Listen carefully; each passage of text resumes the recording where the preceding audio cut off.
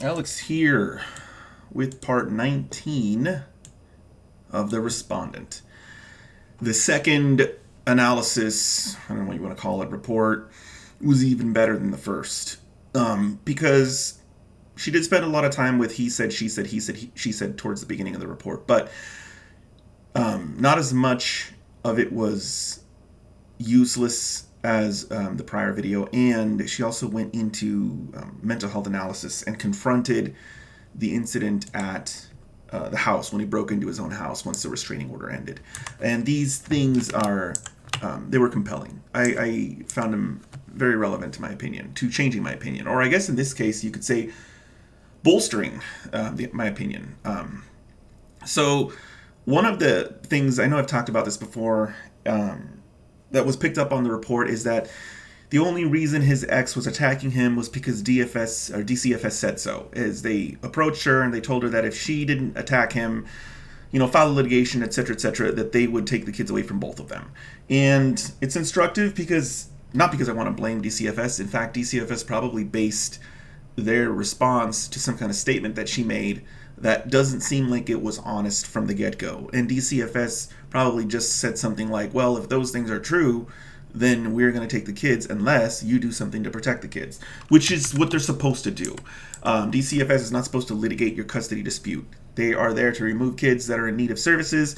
If one of the parents has issues and the other parent doesn't, which is what happens a bunch of times in these cases, one parent complains against the other parent, then the solution to the problem is for the complaining parent to protect the children. A lot of times the complaining parent thinks that DCFS will swoop in and fight the whole case for them and then say, here you go, have your kids. And that's not what they do. So I can understand why DCFS would say something like that you need to do something about this or we're going to take the kids from both of you. I understand why they would say that. And I talk about that in two different videos. One of them is abuse and neglect proceedings. There's another video, maybe it's abuse and neglect proceedings revisited, where I talk about this issue. And I also talk about it in a sense of explaining why in the video it's either duty to protect or failure to protect. One of those two titles. Anyway, moving on, we have focused on... Okay, so yeah, when she talks about the break-in to his own house, she talks about how Greg Ellis was focused on the fact that he didn't commit a crime, and that he apparently concedes that he committed a terrible mistake in breaking into his own house, and that he wishes he hadn't done it, and admittedly, that's the thing that she latched onto. His ex latched onto this one mistake and never let it go. Why? Because it's probably domestic violence, within the definition of domestic violence. Now, in Nevada, that does impact physical custody. It does. And without this report, there's still a good chance he would be able to rebut the presumption. But with this report, I'm convinced he most likely would have rebutted the presumption and been able to maintain at least joint physical custody, if not more, based on the report. He talks about, or the gist of the incident, from what I can understand, is that Greg Ellis broke into his own house and caused a scene. But it doesn't seem like any blows were thrown from what I listened. Nobody was physically attacked. There was screaming and panic, but that was it. And yes, that would count, in my opinion, that would probably count as a domestic violence incident, even if the restraining order expired. I'm not 100% sure on that. And like I mentioned earlier, most likely, I could see a parent rebutting the presumption if that's all they did. It's still a huge problem. But in Nevada, I could see a judge rebutting the presumption that they shouldn't have physical custody. But with the report, most likely he would have been okay.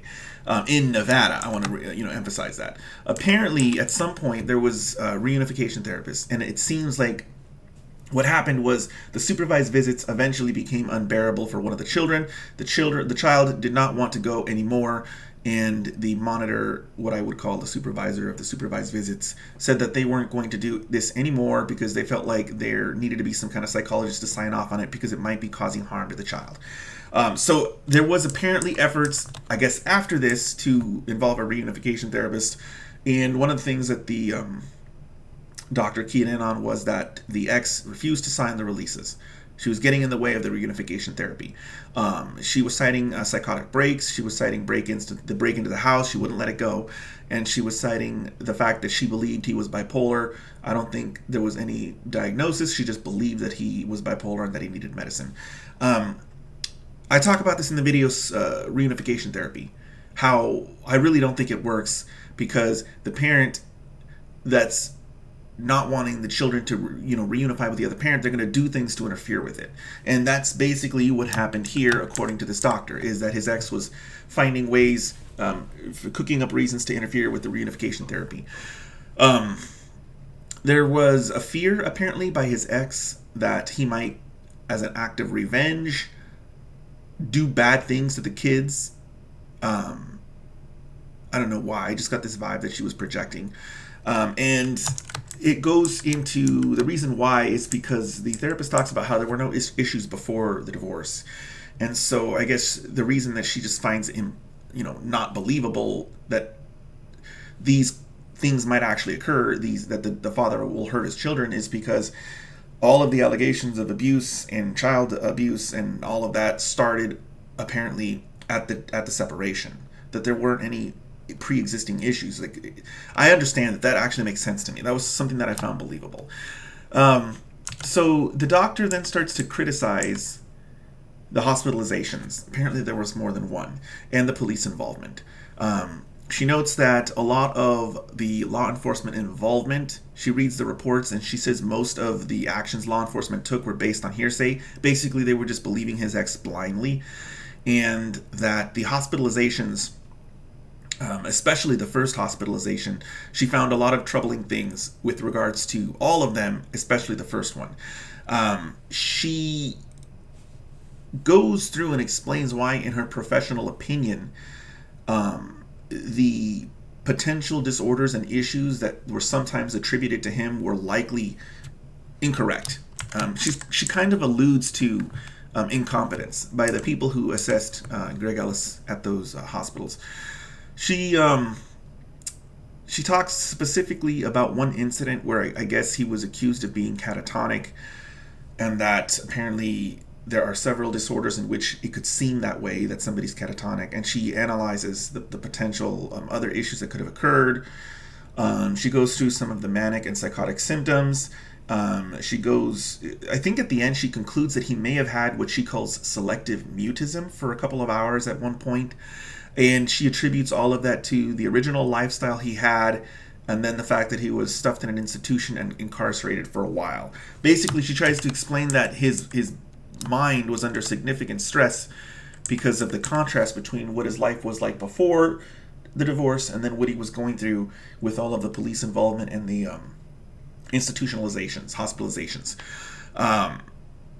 At this point, based on what I'm reading, with these reports, if there's nothing else that I don't know, because we don't have access to his docket and we haven't seen any of his hearing videos, it does seem to me to make sense why he gave up. It seems like he's reached the point where the kids are, they're just goners. They're just gone. And his attempts to continue to reunify and force contact is just going to make things worse for them. It does seem plausible to me that would occur. And I've talked about this before, I think in the video Parental Alienation, where if you wait too long to do anything about it, and it may not be your fault, it may just be the incompetence of the judiciary. If you wait too long, it doesn't seem like the problem is fixable at some point. When the kids get older and older, especially when they reach the teenage years. And a lot of times people think they can just wait till the child turns 18, but usually the alienator will maintain control, sometimes for decades after the child turns 18.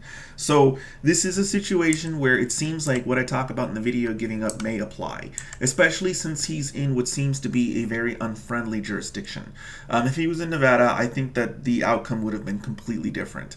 But I keep having to say the same thing that I've said many times, the same disclaimer, which is that we don't have the filings, we don't have the hearing videos, we don't have a My Docket series for Greg Ellis' situation. Based on these two reports, I do think that this potentially could have been a situation very similar to what I went through, only he reacted at the times that he shouldn't have reacted. The judiciary, especially from years ago, and probably California is behind the family court system here in Nevada, it's very easy for them to just not really want to get into anything. They'll look and see, hey, he was institutionalized a couple of times, the police were involved, and then he broke into his house. And they won't want to spend any more time on the case, and they'll just say, no, you can't see your kids, and they'll move on. Even if you take Even if you take the custody changes off the table, if you just leave custody the way it was, I don't see why this person was under supervised visits for so long with these two reports in hand. So unless there was some kind of evidentiary hearing and there was some kind of testimony and cross-examination where the judge found these statements from these psychologists / doctors to be incredible, not credible, then this is a situation to me where I starting to sympathize with Mr. Ellis. His case would have been a lot better if he didn't react, maybe if he had better attorneys, but more likely than not, the issue that he had was that he was just in a very unfriendly jurisdiction. Because this isn't the first time I've heard of issues like this coming from the California court system. From other viewers in the Proper Person channel, I've heard these complaints before. And California is not the only state that has these issues. I hear similar complaints from viewers in North Carolina, New Hampshire, Massachusetts. Off the top of my head, those are the ones that jump out at me. I think, let's see here, what else we have here. Well, there is one point I didn't mention, which is this particular doctor for the second report mentions that any further delays to the litigation are just going to make the estrangement worse, which is true. One of the things that I've talked about is the parent that's in control, the alienator that's in control. Time is on their side, so they'll drag things out, delay. Talk about this in the video, delay tactics. So I really wish we could get more into this case because it does seem like potentially there are incompetent judges involved, but we just don't know.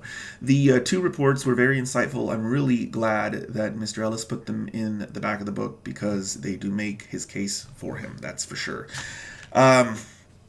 If you guys have any questions, feel free to post those questions down in the comments below, and I will see you guys next time.